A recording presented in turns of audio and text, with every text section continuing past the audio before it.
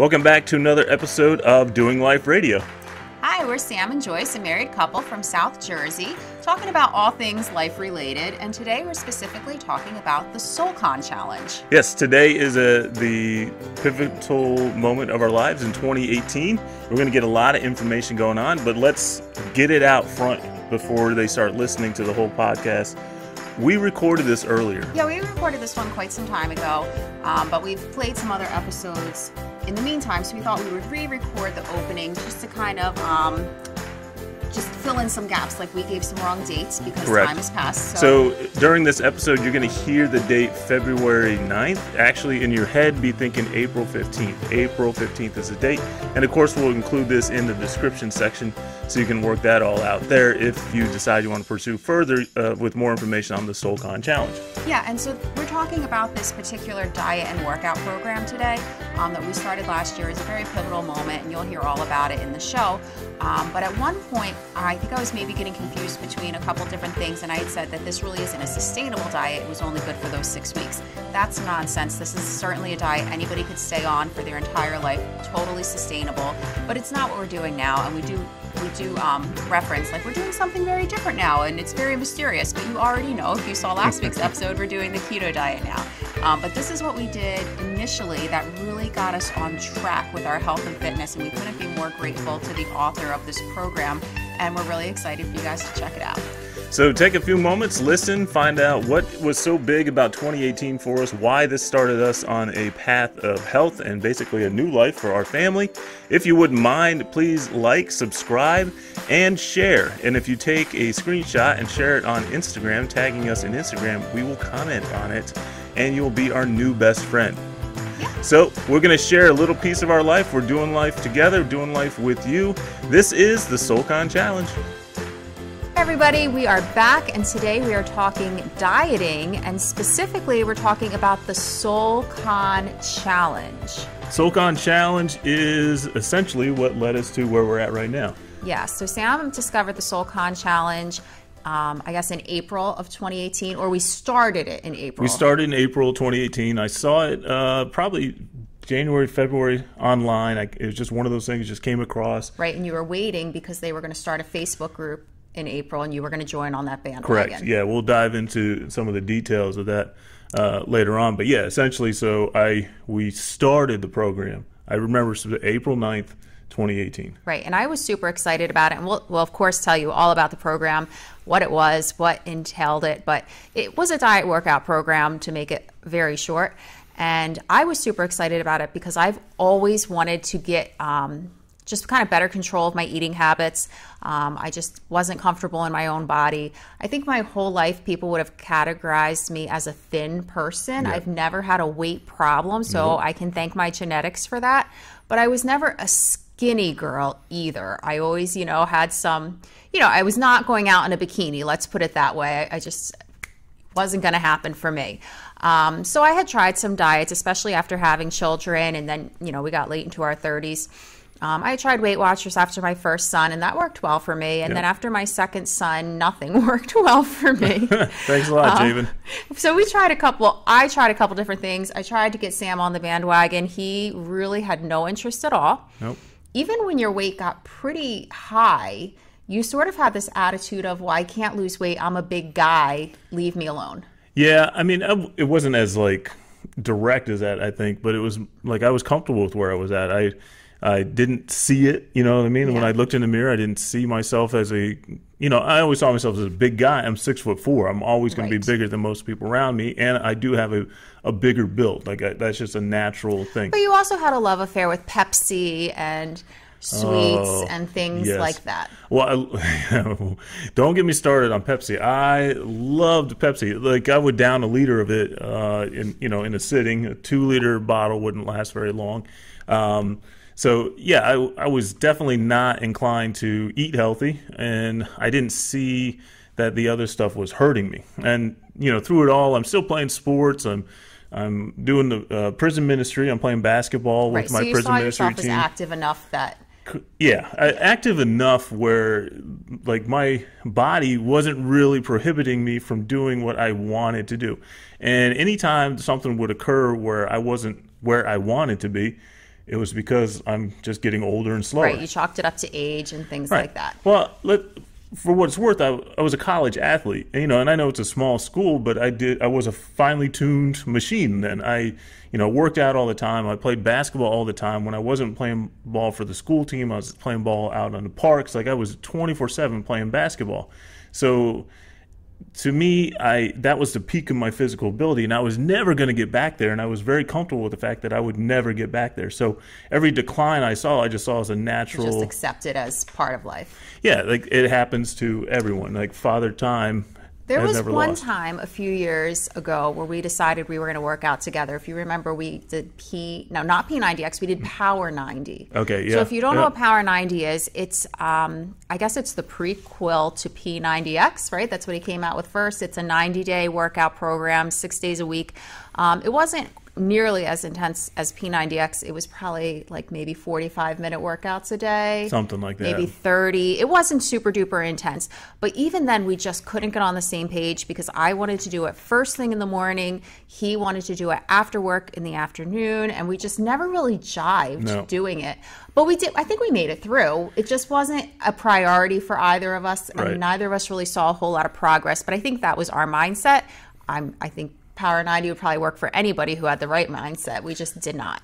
Yeah, I never really totally bought into anything, so that's on me on that end. I do remember there was a summer when I was working for Window World, and I was installing windows, at that job for a couple years there, and then we did a little challenge amongst the guys there who could lose the most weight. And I remember, so for a summer, for like 3 or 4 months, I was committed to not drinking as much Pepsi, or if I drank a Pepsi, then I would drink a Gatorade or something like that. Like, I felt like I was compensating for that. And over that summer, I did lose 15 to 20 pounds. I lost significant weight. Now, in that, I wasn't working out so much as I was just working and trying to make better food choices. But I had a bunch of guys that were also doing it with me. And I ended up winning that challenge. Thanks, Matt. And so I forget what the reward was. Maybe it was just bragging rights, but I did, over that summer, lose the most weight. And I remember seeing guys from the basketball team after the summer, and they're like, whoa, you lost weight. And I remember that feeling. But that was very short-lived. Right. It came back. Just like most of us, we lose weight, we try a diet, it comes back on.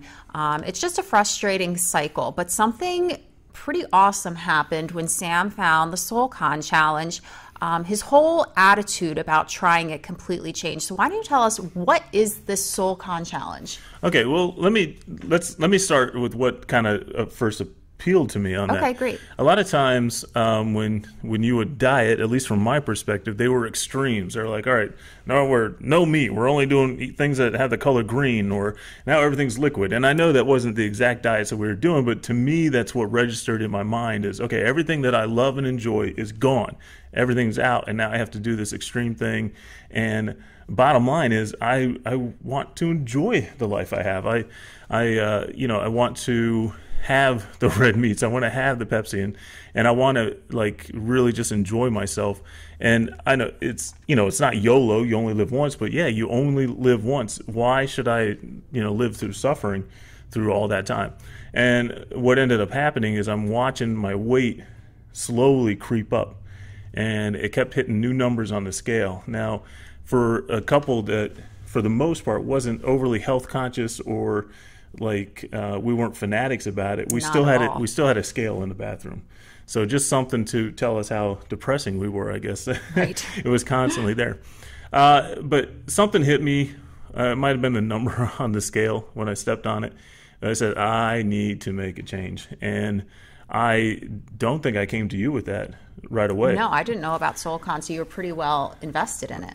So I found this. It was just one of those loops, and it hit me because it was, and at the time too, I was just feeling like I needed to do something more for myself spiritually as well. Like, I needed to wake up and take more charge of my family, take more charge of my ministries. Like, I needed a reboot, kind of a kick in the pants. For my whole life, and it's not like I've been job hopping, but every 2 to 3 years, it's been like a new career. Like, I'm jumping into a thing, it felt like. And so I was reaching a point where I guess I'm getting restless, and something needed to change. And SoulCon hit because it was a men's diet program that Yeah, also... they're pretty strict about it being just for men. Yeah, you read pretty early on in the book, it tells you if you're a woman reading this book, stop reading. Like, Yeah. it's like they're all about like men and partnering with their wives, but the book itself is very intentional about addressing men. Yeah, when he first decided that he was going to do SoulCon, he gave me the book and he said, "Would you just read this, because I do the grocery shopping and I do the cooking." So he wanted me to, know what the diet was all about. So I started reading the book, and very early on, this isn't an exact quote, but he said something along the lines of, if you're a wife reading this book for your husband, close the book. It's not for you. It's specifically for men. He wrote it only for men. And he talked a little bit about, it's nothing against women, but men have very different struggles than women have. And men have trouble with, lustful thoughts and wanting to cut people off when they're driving, and just getting control of their emotions in a different way than a woman would have to get control of her emotions. So I gave the book back to Sam. I said, This man does not want me to read the book. And he then made me a binder with all of the food so that I could get the food situated without reading the book. It did come with an app, and you could download all the workouts and everything. So the thing's called SoulCon Challenge, and I found it and I started doing some research. And Who wrote this book? The book and the program is written by a gentleman by the name of Cody Bobay, and I might be pronouncing his last name right, Bobay. But he writes this book from it's a man's man kind of book. Like if you like Gladiator and you like movies like that, like you like army and military base, like it's from a very military perspective, and that really appealed to me because I've always had this fascination with military and the warrior mentality and all those things. I myself never served, but I have this huge, tremendous amount of respect for anyone who joins the services to fight for our country, to defend our country. Sure. And that kind of mentality I just love. Like I love that, and that's where this book is kind of coming from. So I started to do some research on it. I bought the book, brought it home, read it. Still wasn't sure if this is something I was going to do, but I read through it and I felt, I think maybe God wants me to start moving in this direction. So I'm reading it, and then I had to get you involved because it starts talking about diet. And I think it was probably a week or two into it when I'm reading through the book. Studying it. And just studying the book when I realized I can't do this on my own. And, we referenced this in the first podcast. I couldn't. Like if it came down to food choices, making meals and all that kind of stuff, one of my least favorite things you'll learn about me is I don't like making meals. I don't like making meals for my kids. I don't like making meals for myself. It's just one of those things that I just don't enjoy doing. I like grilling. I like doing that kind of stuff, but I just don't like meal prep. I don't like trying to put a meal together. I do it. And every now and then, I put something together and I impress myself, but the thought of a diet and not only that, it's 6 weeks. It was 6 weeks of a commitment that I had to put into it. So I really had to wrap myself around it. Not just a diet, but eating particular foods at particular times.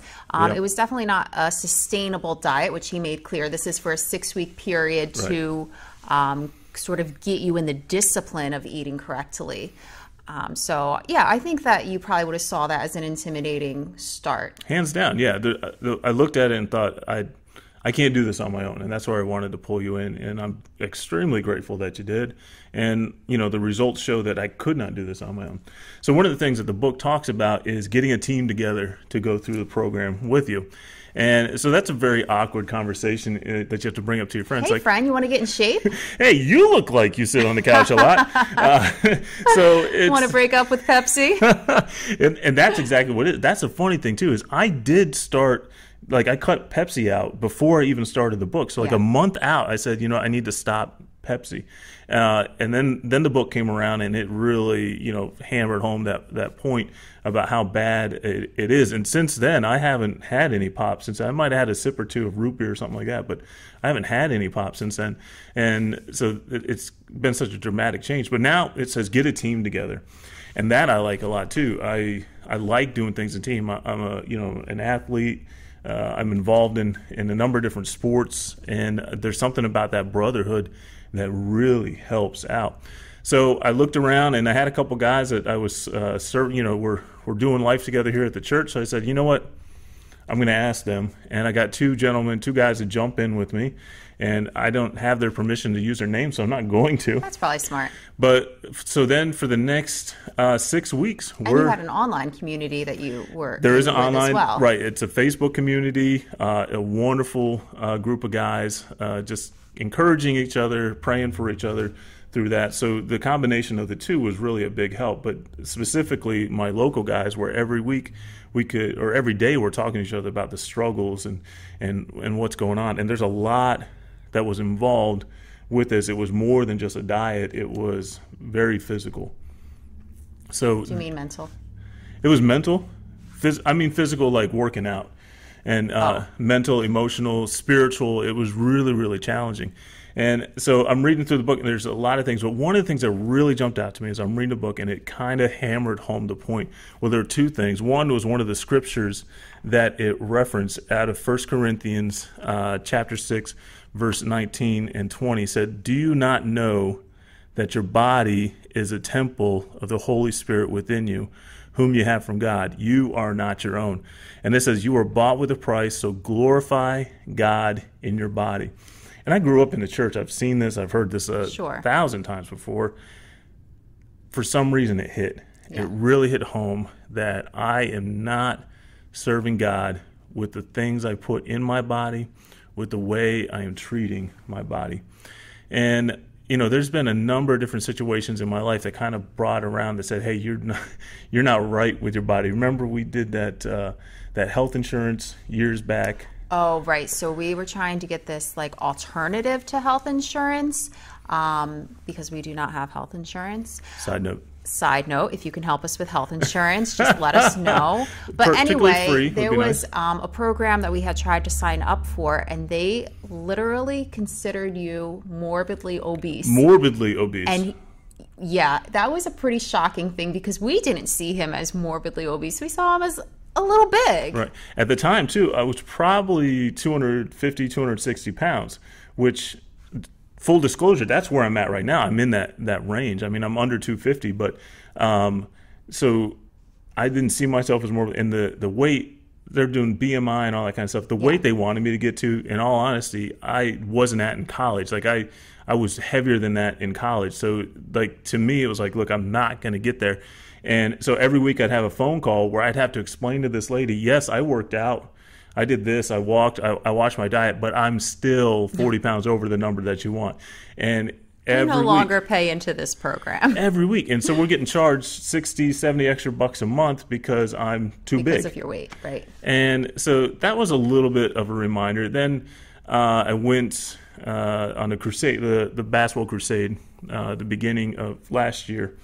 And so the Basketball Crusade is a trip he takes with the Fellowship of Christian Athletes, and they travel... Not the Saints Prison Ministry. Thank you, with the Saints Prison Ministry, and they travel to prisons, and they play basketball against the inmates. Yeah, it's a great ministry. It's a way for us to get to know the guys, share the gospel with them.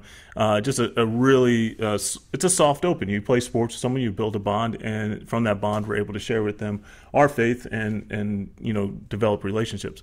So I went on this crusade, and essentially we were playing 8 games in 4 days. That's 2 games a day, and that hurt. Like it's just virtually impossible. So you get to the end of the crusade, and I'm just dying.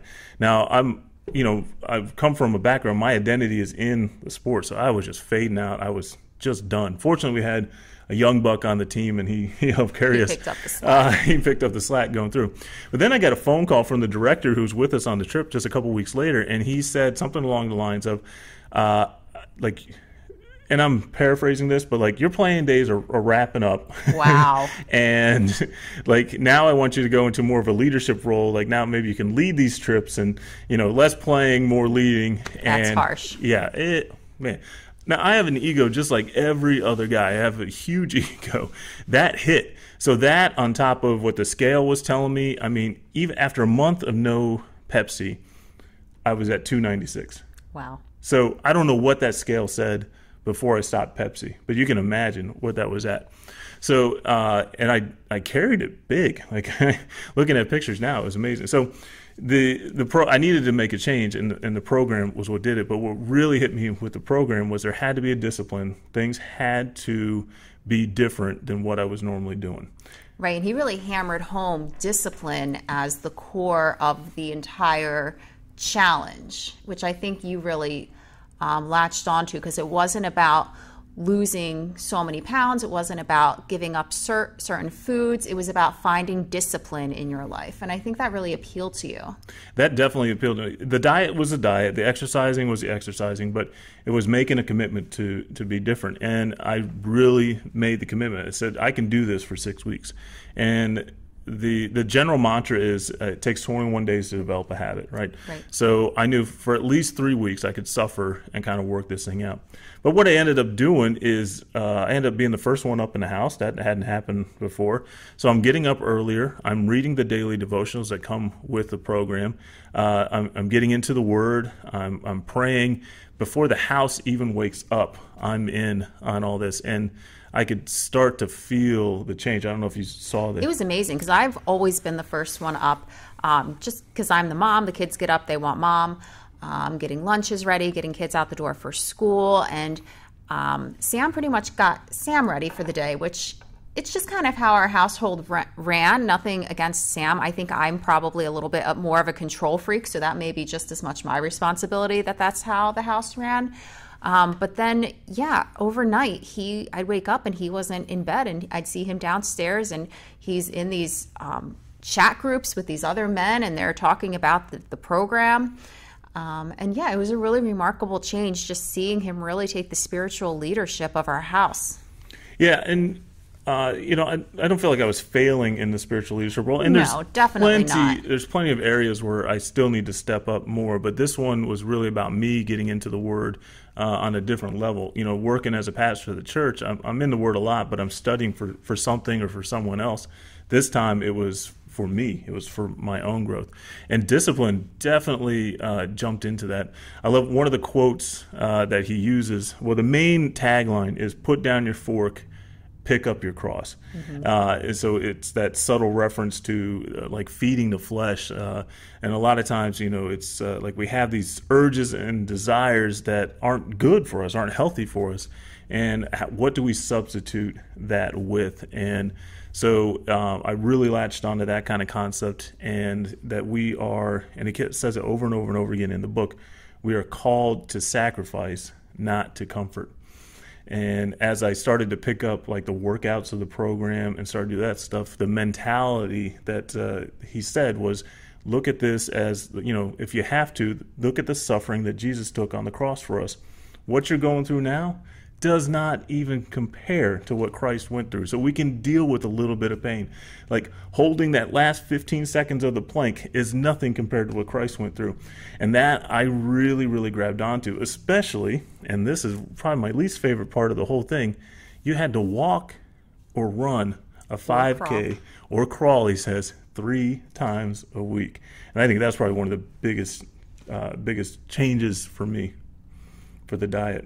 Yeah, and it was intense. We didn't even have a gym membership at the time, so we were like out shopping for gym memberships. We found a gym, and we went with our little binder because we didn't know what we were supposed to be doing. So we were the awkward couple walking around the gym, looking at our binder and looking at the machines and being like, is this the machine he wants us to do? I think it's that one over there. And then watching other people use the machine. Yeah, let's see how they use the machine, and then we'll just hop on it next because we'll take a quick tutorial from them. Or we'd go on YouTube and take tutorials if we didn't know how a machine worked. So yeah, we were so awkward in the gym, but it was fine. We did it together. We got through.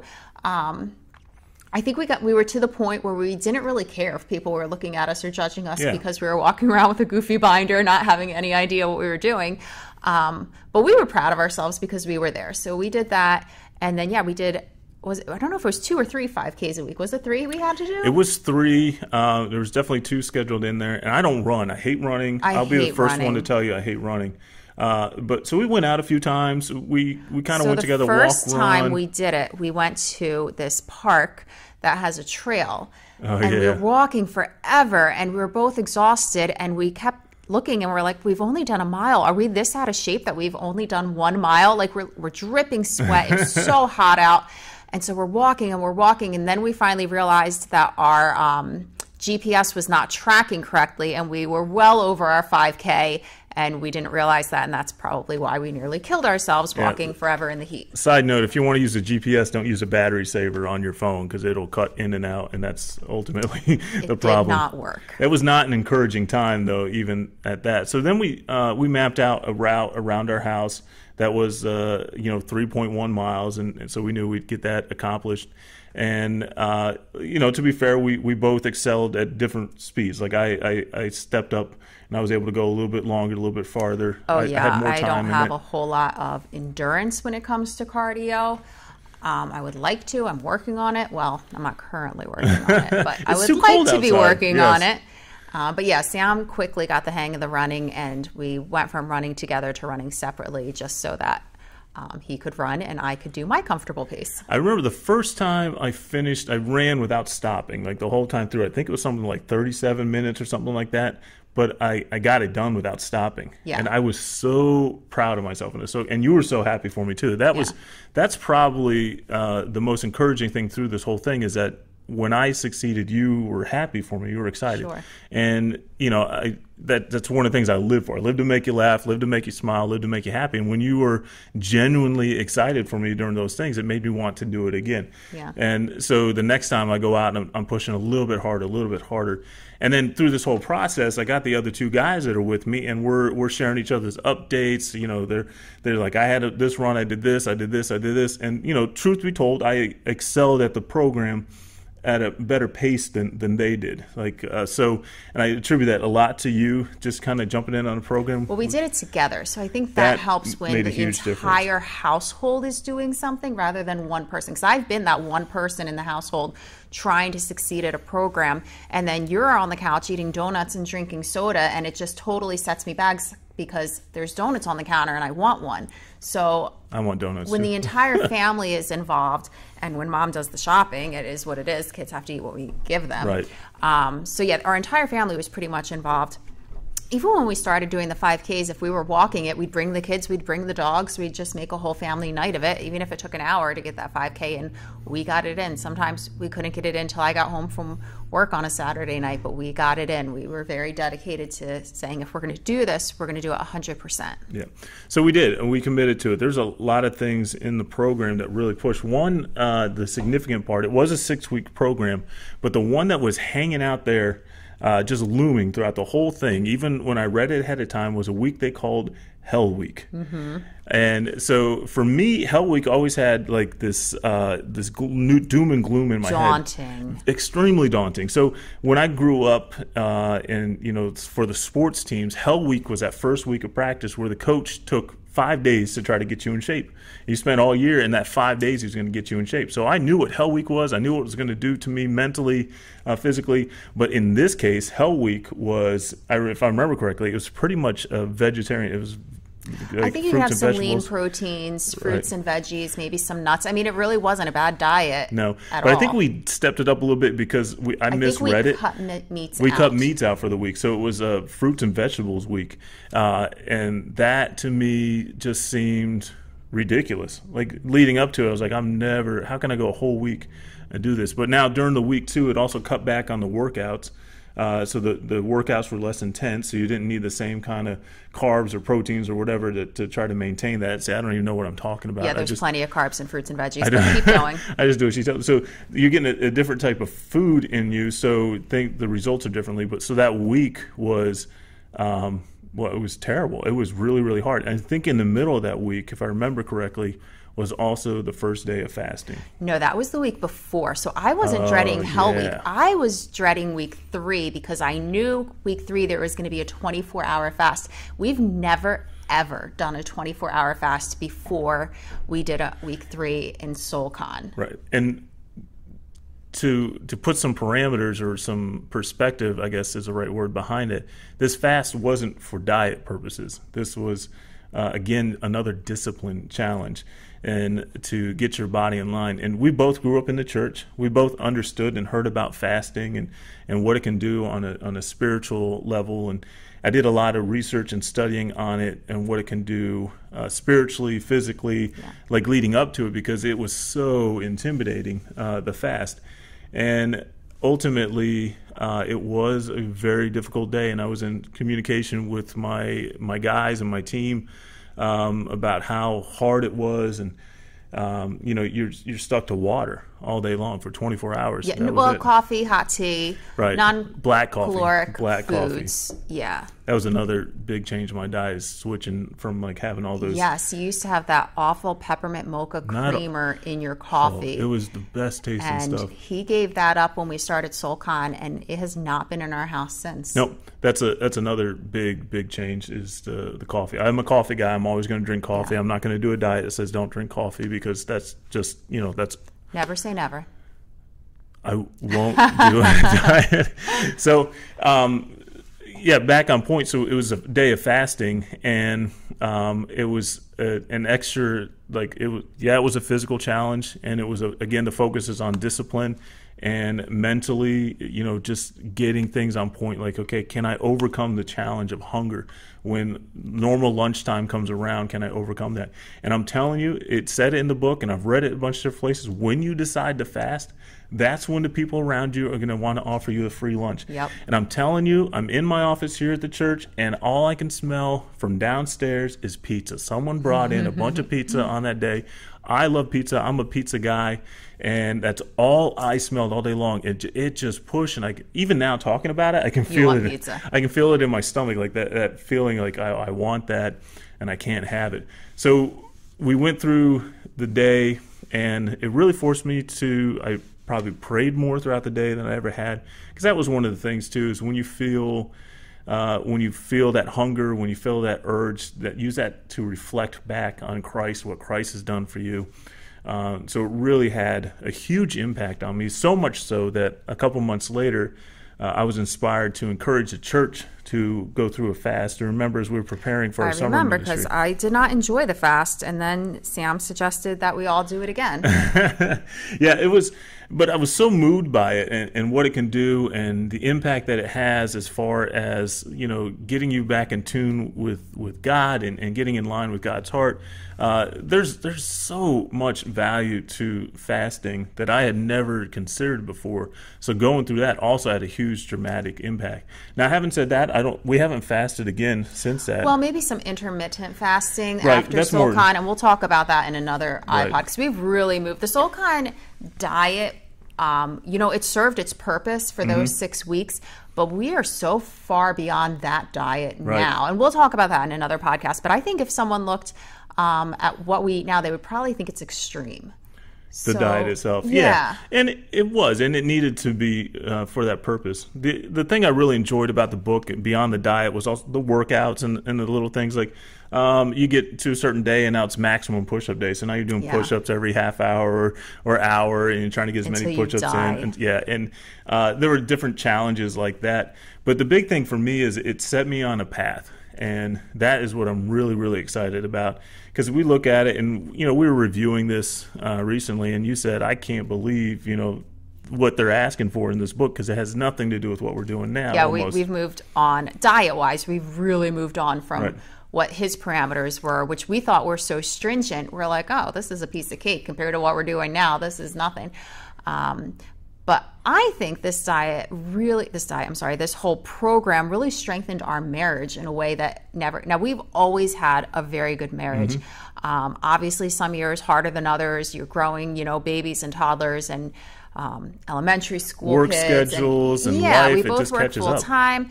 And this was really a way to force us to spend time together because, you get up and we're on the run and we're working, and we might see each other in the evening, but we're watching TV. We both really love sitcoms. Yes.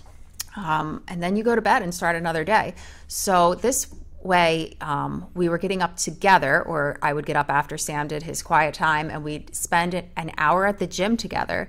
We'd come home and we'd figure out our breakfast and our lunch. Everything had to be prepped that morning, so we were good for the day. And so we were probably spending an hour or two together every morning before we left for work. We were getting up early.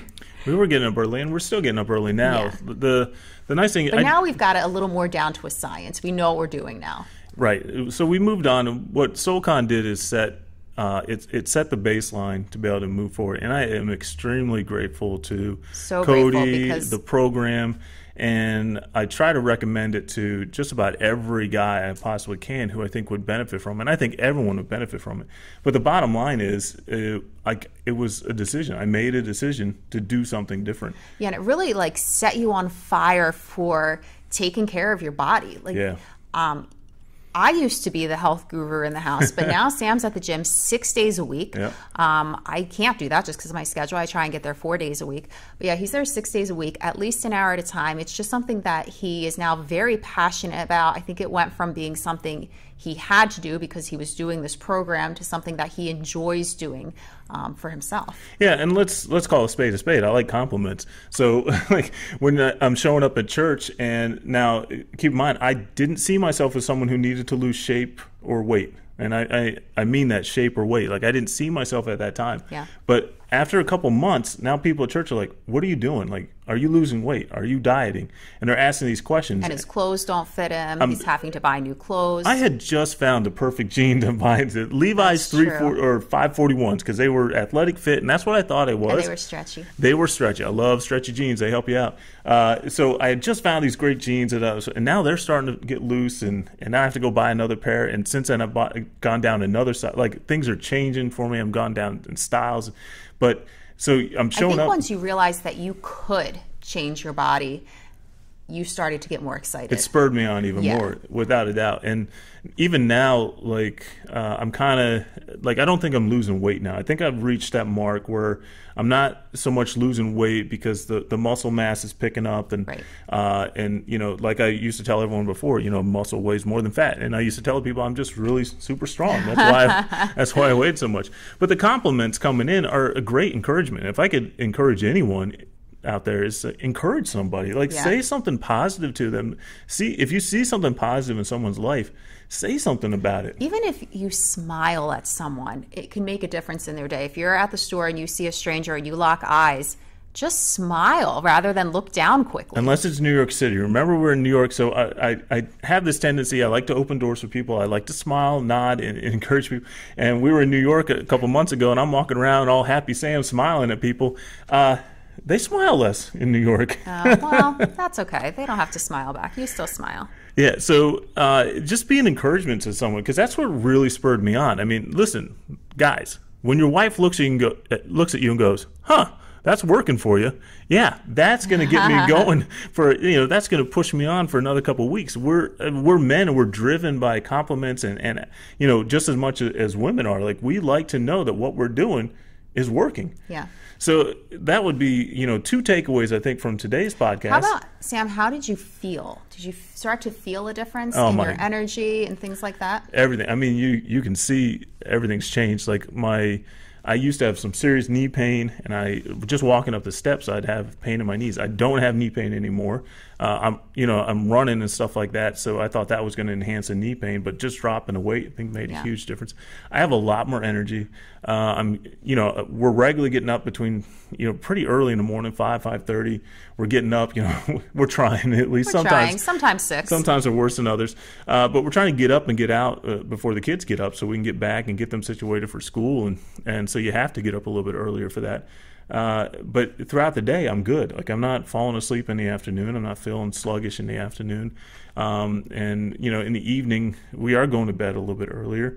Because we're exhausted. Yeah, it's a long day, but that's not bothering me. Like, I'm enjoying that. And you used to really be a night owl. I used to push it really late. So yeah, the energy's there, but it's a new life. It really is a new life, and I really have taken to heart that the way I treat my body is a worship to God. Like, how I treat myself is a reflection of how I view, God's possessions. And essentially, I've committed myself to Christ. I am one of his possessions. So I should treat it appropriately, treat it so. And I would encourage everyone just to make a decision, do something different. Like, I think SoulCon, just like any other program, you could probably skate through it for 6 weeks and do all of the required content and not make a ton of progress if you're not really invested in it. Right. Because when you're invested in something, you really push. You don't eat everything that you can just because you can. You know what I mean? So I think just with any other program, when you change your mindset, and for some reason, SoulCon was the one that worked for Sam, really changed his mindset. I mean, I could see it right from the get-go that this was going to go for the full 6 weeks. We weren't going to putter out.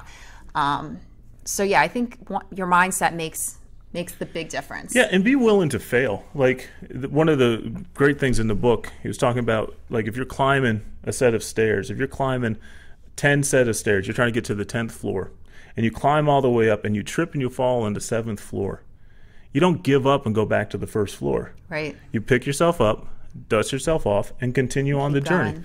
And that really struck me, because failure stinks. Like, it really stinks.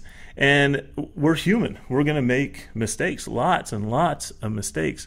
But we're defined by how we respond from those mistakes. Like the great old quote from Rocky, it's not how many times you get knocked down, it's how many times you get back up. Right. And that's what it is. Make a determination to do something different. Be willing to fail, and then proceed from there. Like, we're all going to make those mistakes. Yeah, and decide to have discipline. Like, I think that's the number one word I would use to describe this book is you have to decide to discipline yourself, discipline your body, discipline your hunger. And it isn't fun, and it is difficult, and you will have days that you probably fail. But yeah, get back up for sure. Anybody can get back up. It's all about taking the next step, moving forward. And every day, moving forward, doing something a little bit different, or trying to repeat what you did yesterday, that is going to improve your lifestyle. Yeah. Now, didn't you tell me that Cody came out with like a higher challenge? Cody does have the Elite Challenge, which is the next wave of that. I've hesitated going on to it because I don't have, right now, I don't have a group of guys around me to go through that with me. And where we're at now, like the first book, I could probably breeze through at this point in time. It's not going to have that much of an impact on me now, as far as physically is concerned. Obviously, you know, if we were reading through just to get some, I'm like, oh man, I really should read this part again, because there was a lot of good stuff in it. But he does have a second program, and I'll see a lot of guys going through that. I don't know what time we're putting out this podcast, but I do know that February 4th, they're starting the next round of SoulCon. And whether you hear this before it starts or after it starts, definitely check it out. Look it up on Facebook. It's SoulCon, SoulCon. It's definitely worth checking out at the very least. And that's short for control, soul control. Soul control. Yeah, I love this book. It's got a lot of really cool things. And they have great T-shirts, too.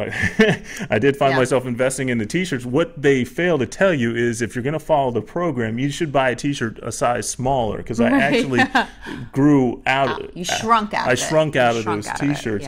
And they're some of my favorite shirts. And now they're just so big and baggy on me. It's I'm so sad. So, yeah. Anything else you have to say about SoulCon? I mean, we could definitely go on and on and on about SoulCon. There's so many different elements to it. Talk about all the different weeks, but maybe another day. I think that was probably SoulCon in a nutshell. Yeah, in a very big nutshell. But maybe one day we'll get Cody to come on the show. That would be a dream. Cody, if you are listening to this podcast, we want you on the podcast. We want you on the podcast. Man bun and all. I'll take you on there. Literally changed our lives in a positive way, a very positive way. And it had a huge effect. I know they are working on marriage books and a book for women. So I know that is in the works. Yes, a book for women. Thank you. So especially so the wives can come along the program. But I mean, for me, I definitely want to say thank you to you, because without you, I don't do this program. Without you, I don't maintain, because you literally took care of the diets, the foods, and everything. So on that end, and then going to the gym with me. So I'm not the only lost puppy there. I've grown past it now. Safety in numbers. Yeah, and now I love the gym. I really do. And that's another challenge, and we'll address that another time about how much time I spend on my physical body versus my spiritual body. Yeah. Well, we'll talk about that down the road. But you committing to it with me made a world of difference. And I know it was easier for you to commit to it, because you've been waiting for me all those years to commit to something. Yes and no. Committing to the diet plan was easier for me. Committing to the physical challenges, I think, was more difficult for me. But we did it together, and it was great. I enjoy meal planning. I was running like protein shakes to Sam midday and making sure he was, staying on track. But we did it. Making sure he was staying staying on track. That's code word for nagging, but it worked. It worked. It definitely worked. Yeah, it did well. So yeah, we're kind of on to different things now, and I would love to tell you guys about it in a different episode. So if you're interested in what we're doing as far as eating and working out, we've sort of taken a different approach. So if you want to know, let us know. We'll share. As always, you can get in touch with us with our new email, doingliferadio@gmail.com. Please feel free to email us any comments on today's podcast or this week's podcast. Let us know if you have anything you'd like us to discuss in the future. As always, we are not experts, but we have opinions, and we're happy to share them with you. That's right, we are. So that is doingliferadio@gmail.com. Thanks again for listening to us. Feel free to share these podcasts in iTunes and Google Play and Spotify. I'm still working on it. We'll get that cleaned up. So as we wrap up today, I do have the positive